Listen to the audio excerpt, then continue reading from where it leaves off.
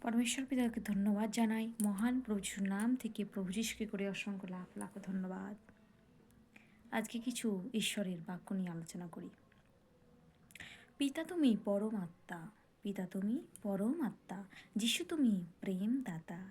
পাপের বোঝা নিয়ে গুরু পড়ল কাটার মুকুট, দুঃখ নিয়ে গেল গুরু, দিয়ে গেল সুখ। হ্যাঁ, সুখের বাটি ফেলে গুরু নিল দুঃখের বাটি, গুরুর কষ্ট আমরা যেন হৃদয়েতে রাখি। পিতা তুমি পরম আত্মা, যিশু তুমি প্রেম দাতা। পিতা হলো জীবনের আশা ভরসা, গুরু হলো জীবনের আমাদের আলোর দিশা। দুঃখ কষ্টে পড়ে আছে যেসব সন্তান, তাদের তুমি দাও না পিতা আলোর সন্ধান। পিতা তুমি পরম আত্মা, যিশু তুমি প্রেম দাতা। মনের মতো করে পিতার জগৎ সাজিয়েছ, ফুল নয় ফল নয় মনটা চেয়েছ। আমাদের মধ্যে যত বাধা আসবে, পিতার মহিমা তত্ত্ব প্রকাশ পাবে। পিতা তুমি পরমাত্মা, যিশু তুমি প্রেমদাতা। জন্মেছিলাম যখন মোরা শূন্য হাতেতে, এই জীবনের সুখ যে পেলাম গুরুত্ব এতে।